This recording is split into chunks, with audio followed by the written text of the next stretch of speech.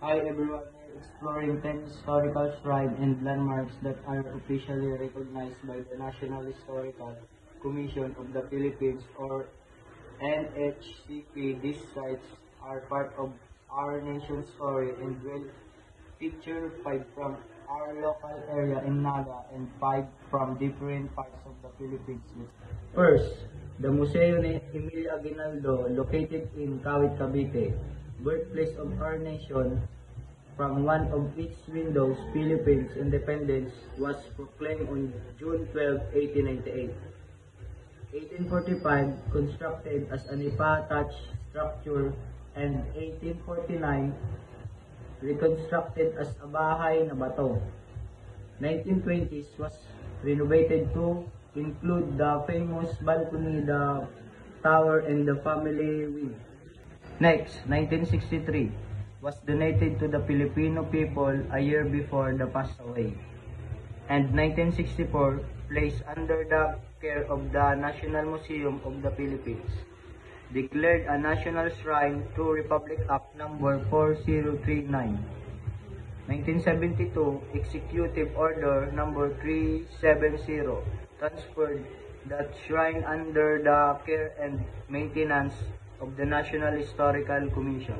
Today, the house continues to emanate the vision of a free and proud nation as it perpetuates the ideals of the 1896 Revolution and the 1898 Proclamation of Philippine Independence. Second, Museo ni Baldomero Aguinaldo. Located in Binakayan, Kawit, Cavite, Baldomero Aguinaldo Shrine is a single detached house built by Baldomero in 1906 during his retirement. House pictures.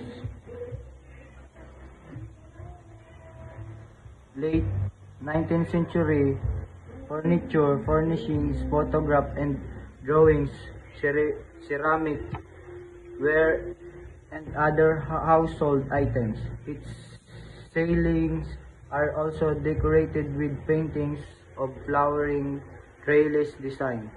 In an inconspicuous corner of the backyard is the simple grave plot of Baldomero Aguinaldo and his family. Third, the Museo ni Marcela at Felipe Agoncillo. Old Spanish colonial era house located in Taal, Batangas, Philippines. The house is one of the national shrine under the administration of the NHCP with the purpose of memorializing the contribution of Marcela Mariño de Agoncillo in making the national flag of the Philippines and the deeds and ideals of Felipe Agoncillo Encarnacion, her husband, who came to be known as the first Filipino diplomat. 1980, donated the Mariño Ancestral House to the National Historical Institute. 1987, main publication of Taal was declared as a heritage town by the National Historical Institute through Resolution number 2. 2016 was open to the public. The Agoncillo Home. Mother of the Philippines flag was born, became the meeting place of other Filipino expatriates dedicated to the movement for independence from Gallery 1, the Mariño Agoncillo Home. Gallery 2, Life of the Marcela Mariño Agoncillo. Gallery 3, Memories of the Agoncillo Family. Gallery 4, Life and Career of Felipe Agoncillo. Gallery 5, Symbols of the Nation. Gallery 6, the National Flag of the Philippines. Gallery 7, Philippine Sovereignty. Museo ni Leon Apacible. located in Taal, Batangas. It is an 18th century abode. It showcases that life and works of the two brothers Leon and Galicano Apacible and the role they played during the struggle for the Philippine independence in the last quarter of the 19th century. 1930 was renovated adopting Art Deco design. 1970 turned into a museum. 1976 donated to the government. Permanent collection. Aside from the story of the two brothers, the museum also houses relics, a great numbers of antique furniture, countless dinnerware that dated as far back as 17th, 19th century. The Leon and Galicano Apacible Museum consists of 5 galleries. Gallery 1, Batangueños in Revolution. Gallery 2, Life of Leon Apacible. Gallery 3, The Leon Apacible House. Gallery 4, Life of Galicano Apacible. Gallery 5, Wartime Diplomacy in Public Service. 5th, Museo ng Paglilitis ni Andres Bonifacio. Known as the Bonifacio Trial House. Modernized museo ng paglilitis ni Andres Bonifacio in Maragondon, Cavite.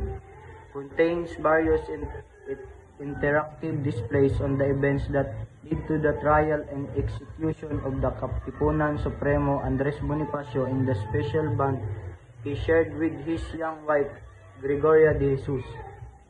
The museum has 5 galleries. Gallery 1, May Pag-asa. Gallery 2, Pagsalubong. Gallery 3, Pagdakip. Gallery 4, Ang Paglilitis. Gallery 5, Kadakilaan. First, Basilica of Our Lady of Peñafrancia. This is the Basilica Minor Home of Our Lady of Peñafrancia, lovingly called Ina by Bicolanos. Every year in September, it becomes the center of one of the largest Marian pilgrimage in Asia. The fluvial procession along the Naga River draws millions of devotees inside. You find the peaceful and sacred atmosphere perfect for prayer and reflection. The Basilica stands as a powerful symbol of Bicolano faith and unity. Second, Metropolitan Cathedral, Naga City. Welcome to the Naga Metropolitan Cathedral, that seat of the Archdiocese of Cáceres, built in the early 18th.